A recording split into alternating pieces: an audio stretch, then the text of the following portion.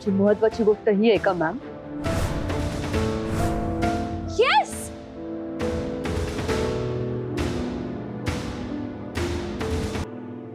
मयुरी, अगं ते बोचक दे कपड्याचं.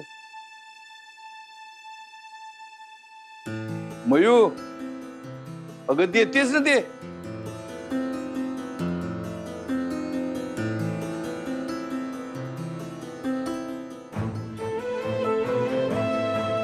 काय ग, कसला विचार करतेस? बा तुम्ही कधी आलात? मी तुम्हाला बोलले होते ना कपडे मी इस्त्री करते. तुम्ही कशाला उगाच त्रास करून ते घेता? राहू दे, तू आधी मला सांग, एवढा हक्का मारतो, तुझं लक्ष कुठे आहे? पेढीवर तर सगळे व्यवस्थित आहे ना? छोट्या मालकाला काही झालं नाही ना? काही झालं नाही ना छोट्या मालकांना? तू त्याची बॉडी गार्ड आहेस म्हणून म्हटलं. ते काय? आबा, यामिनी मॅमच्या कॅबिन मध्ये मला एक चिठ्ठी सापडली. त्यामध्ये राजवीर सरांवर झालेल्या हल्ल्याबद्दल लिहिलं होतं. आणि ही चिठ्ठी ज्या व्यक्तीने लिहिली आहे तिला माहिती आहे सरांवर हल्ले कोणी केले. छोट्या मालकांवर हल्ला? हो आबा. आणि आबा, त्या चिठ्ठीतलं अक्षर आणि जोजो मॅमचं अक्षर सारखं आहे. पण त्या काही सांगायलाच तयार नाहीये. त्यामुळे राजवीर सरांवर नक्की हल्ला कोणी केला हे अजून कळतच नाहीये. आणि आबा, सगळ्यात महत्वाची गोष्ट म्हणजे राजवीर सरांना या सगळ्याबद्दल काहीच कल्पना नाहीये. मला खरंच कळत नाही आबा, हे सगळं मी कसं शोधू. आणि म्हणून मी या सगळ्याचा विचार करत होते. आबा, मला काहीच कळत नाही की मी कसं शोधू त्या व्यक्तीला. मला सांगा, तुम्हाला काय वाटतं, कोणी केला असेल राजवीर सरांवर हल्ला? मला काय कळना झालंय, त्यांच्यावर कोण हल्ला करणार आहे? अरे म्हणजे मोठ्या मालकांसारखाच छोट्या मालकांचा स्वभाव आहे. सगळ्यांना ते मान देतात. त्याचं कोण काय वाईट करेल? हो, पण कोणीतरी आहे जे त्यांचा वाईट विचार करतंय. पण नक्की कोण ते कळत नाही. मला काय कळना झालंय. त्या योजने डायरेक्ट छोट्या मालकांना सांगायचं ना, चिठ्ठी कशाला लिहायची? हो, पण कदाचित आबा त्या घाबरल्या असतील सांगायला. पण ह्या सगळ्या गोष्टीवरून एक गोष्ट लक्षात येते की राजवीर सरांच्या जीवाला अजूनही धोका आहे. आणि त्यांच्यावर पुन्हा कधीही हल्ला होऊ शकतो.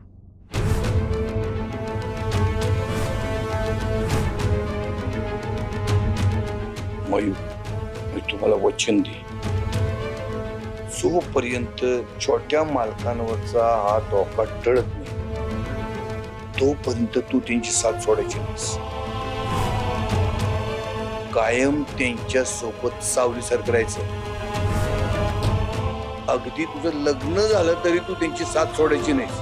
वचन द्या मला.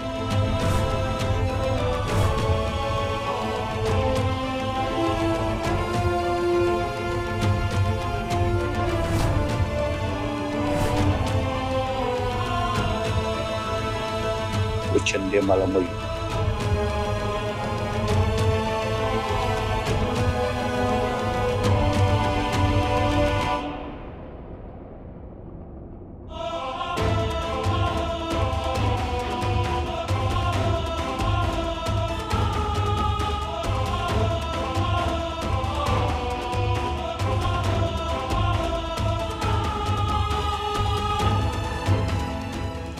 कामावर जायचं ना तुला?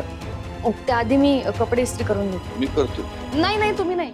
तुम्ही आराम मी आरामच केलाय मग. तुम्ही आराम करा. बाई, पोरगी ऐकणार नाही.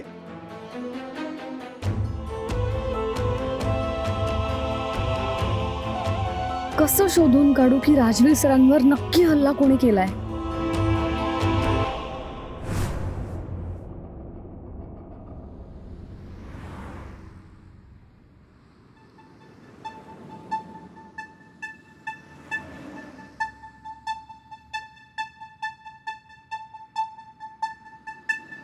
सांभाळून अजिबाई. माझं काम झालं.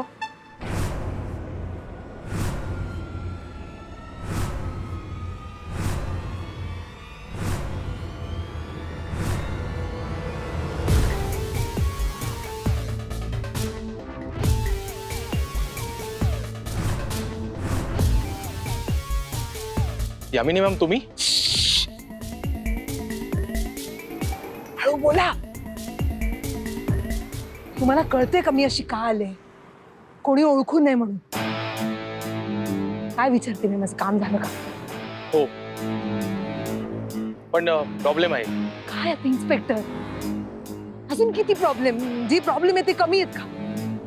काय बोला पटकन. कसं आहे ना मॅडम, तुमच्या हस्बंडवर झालेल्या हल्ल्याचा आणि राजवीर सरांवर झालेल्या हल्ल्याचा काहीही संबंध नाहीये. हे लिगली नोट झालंय आणि ती केस तर आपण केव्हाच क्लोज केली आहे. आणि राजवीर सरांच्या हल्ल्याबाबतही आपण सर्च थांबवलंय आणि वरून तशाच ऑर्डर होत्या ना, मग ती फाईल परत ओपन करायची. इन्स्पेक्टर, मला वारंवार धमक्या येत आहे. कोण करतंय हे सगळं? का करतंय? माझ्या भूतकाळात कोणाला इंटरेस्ट आहे का? कोण माझ्या पास्ट मध्ये जात आहे? तर काय मिळणार आहे यातून त्याला? हे शोधून काढायला हवं. हल्ले करणारा कोणाला माहिती आहे? त्याचं नाव मला हवंय. इन्स्पेक्टर, मला तो माणूस हवाय. I want that person. तुम्हाला कळतंय, माझ्या जीवाला धोका आहे. हे बघा इन्स्पेक्टर, मी तुमच्यावर ओरडते ना, त्याच्याकडे लक्ष देऊ नका. पण हे खूप गंभीर आहे. तुम्हाला वाटतंय तितकं सोपं नाहीये. हे काहीतरी वेगळं आहे. इन्स्पेक्टर, तुम्ही रीतसर या गोष्टीचा शोध. Please please. मग ती केस पुन्हा ओपन करायची का राजवीर सरांच्या हल्ल्याची? नाही इन्स्पेक्टर, केस कशाला ओपन करायची? केस नाही ओपन करायची आहे. मला फक्त त्या व्यक्तीला जो मला धमकवतोय ना, त्याला शोधायचं. फक्त हे सगळं अनऑफिशियली करायचंय तुम्हाला. अनऑफिशियली कसं जमणार मॅडम? मला वर उत्तरे द्यावी लागतात. एकच मिनिट.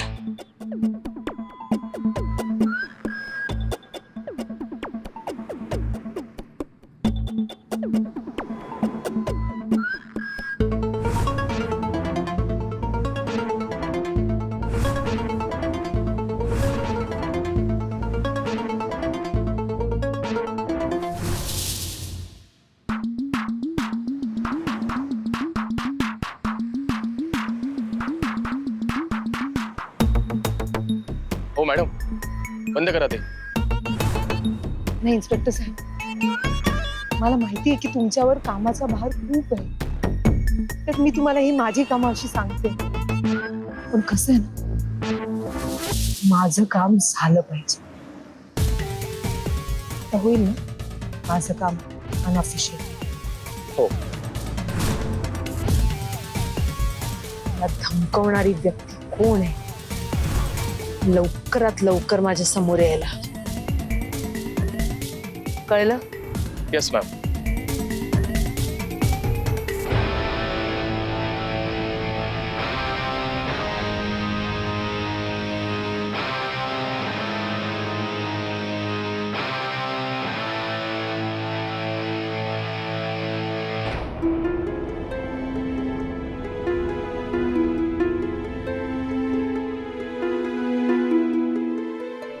आबा म्हणाले तसं राजवीर सरांवर नक्की हल्ला कोणी केला होता हे शोधून मला त्यांचं रक्षण केलंच पाहिजे. ए मयुताई,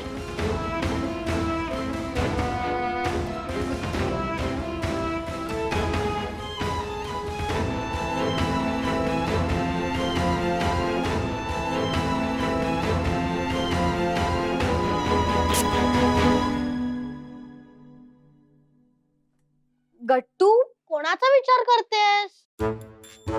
तुझं माझ्याकडे लक्षच नाहीये.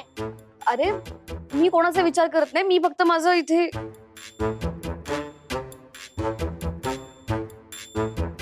तू नक्कीच कोणाचा तरी विचार करतेस.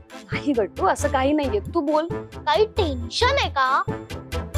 मला सांग. नाही गट्टू, काही टेन्शन नाहीये. तुला सांगायचं नसेल तर मी मनुताईला विचार. ए थांब थांब थांब. कोणालाच काही विचारायची गरज नाही. मग तू सांग ना. तुला कोणी फ्रेंड भेटलाय का?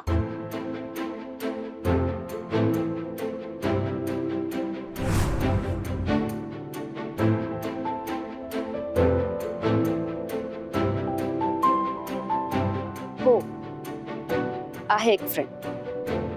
मिळालं तुझं उत्तर? चल जा आता. तुला तू कुठे भेटला? माझ्यापेक्षा मोठा आहे, आपल्या घरी आलाय. हो कुठे भेटला तो हो तुला? हो, सगळ्या प्रश्नांचं उत्तर आहे हो. चल जा आता. मग मला त्याचं नाव सांग ना मयूताई, सांग ना. गट्टू, अरे सांग ना मला त्याचं नाव. काय हट्टीपणा करतोयस गट्टू? घरी ये लवकर. हो आलो आलो. जा लवकर. मयूताई, हम्म? गुप्प्या. हा? अरे गट्टू. गुप्प्या.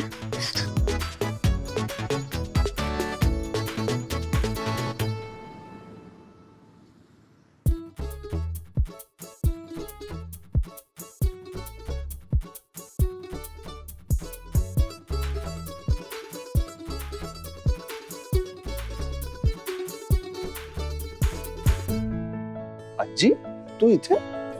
आजी या, बसा इथे. काय आजी असं काय येणं केलंस? अरे यावं लागतं बाबा, यावं लागतं. ओ. काय आहे, माणसं प्रेमात पडली ना की त्यांना आजूबाजूचं भान नसतं. आजी काय बोलतेस तू? मग त्यांची काळजी त्यांच्या जवळच्या माणसांनाच घ्यावी लागते.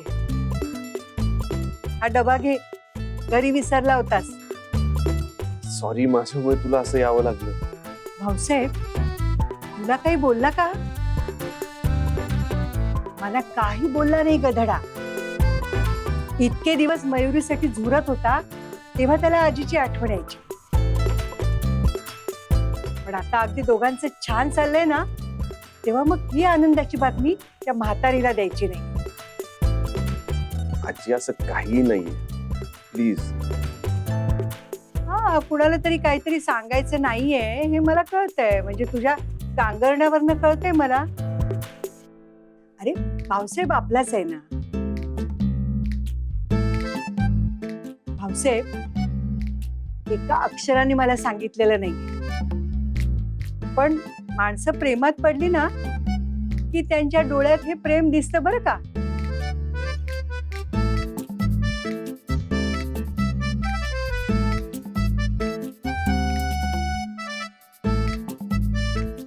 भाऊसाहेब, अरे तू सुद्धा प्रेमात पडलायस का?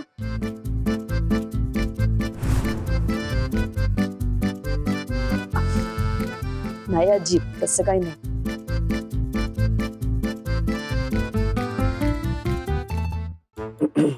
आजी त्याचं काय आहे, तुला तुला सांगितलं असतं मी. अरे मिस मयुरींचा काही भरोसाच नाहीये. तू बघ ना, किती वेळा ऑलरेडी नकार देऊन झालाय त्यांचा. महिन्याच्या अखेरीस त्या सांगतील एप्रिल फुल करत होते म्हणून. नाही तसं काही नाही सर.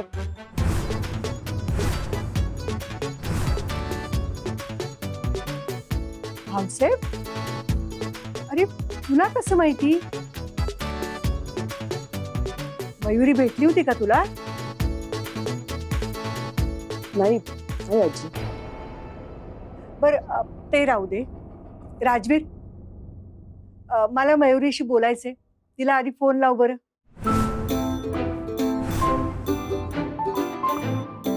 काय मिस मयुरींना फोन आत्ता? आत्ता कसं शक्य आहे आजी? बिझी असणार ना त्या. आत्तापासूनच बायकोची बाजू घ्यायला नको. हा, तू राहू दे, माझं काम भाऊसाहेब कर. भाऊसाहेब, तू फोन लाव बरं मयुरीला. मी? हो, आणि सांग तिला आजीनी बोलावलंय. मी बोलावलंय म्हटल्यावर लगेच येईल बघ मयुरी.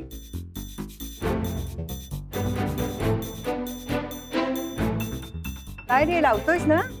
हो लावतो लावतो.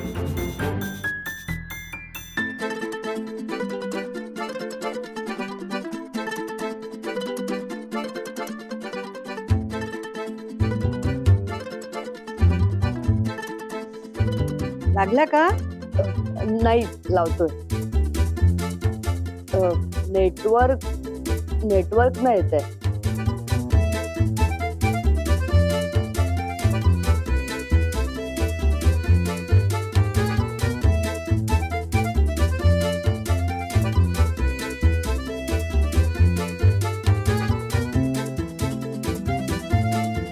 करतोय, ट्राय करतोय.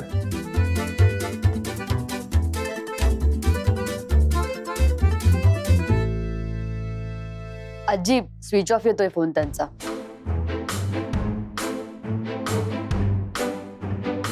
आजी काही ऐकणार नाही आणि मिस मयुरींची उगाच पंचायत होईल.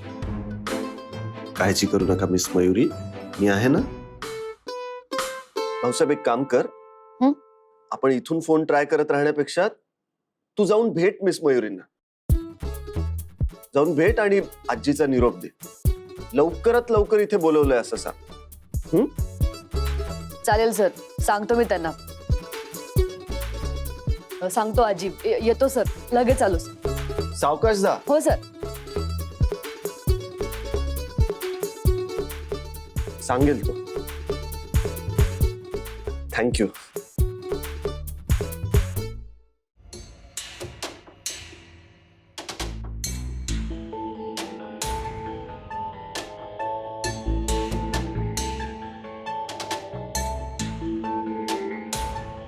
नमस्कार साहेब.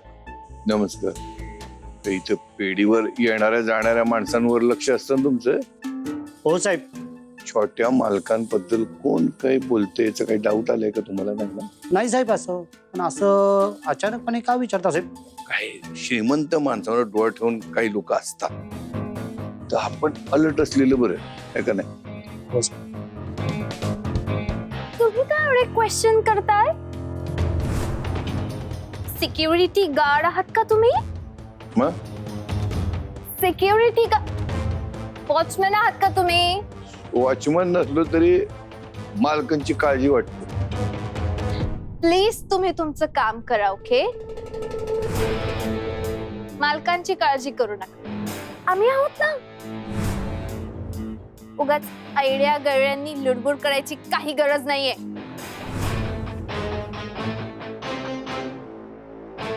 ते कोणी ऐरे गरे नाहीये जोजो मॅम.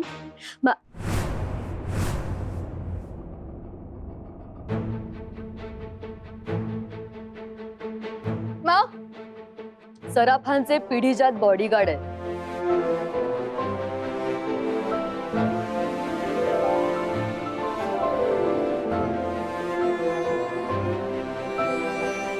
टोपी, अशा चौकशी करणाऱ्यांना तू आउट केलं पाहिजेस. वर तोंड करून मलाच बोलतोयस. तुम्ही जर यांच्याशी असं वागता हे राजवीर सरांना कळलं ना, तर ते त्यांनाही नाही आवडणार. त्यामुळे यांच्याशी आदराने वागा.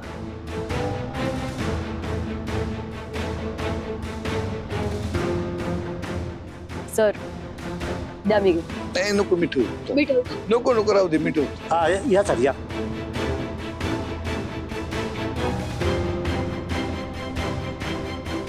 टोपी,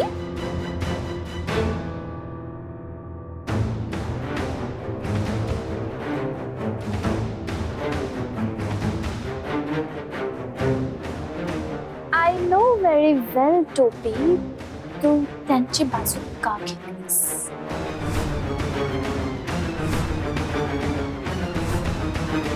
तुला माझ्यावर डाऊट आहे, राईट? आता पण ते क्वेश्चन करत होते तरी तो त्यांना हटकलं नाहीस. टोपी, हे सगळं करून काही उपयोग नाहीये.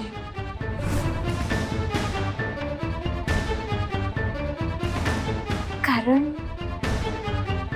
राजवीरवर ज्याने हल्ला केला तो माणूस तुझ्या समोर जरी आला ना, तरी तू त्याला ओळखणार नाहीस. चुकून तुला कळलं तो माणूस कोण आहे. तुझा विश्वासच बसणार नाही टोपी.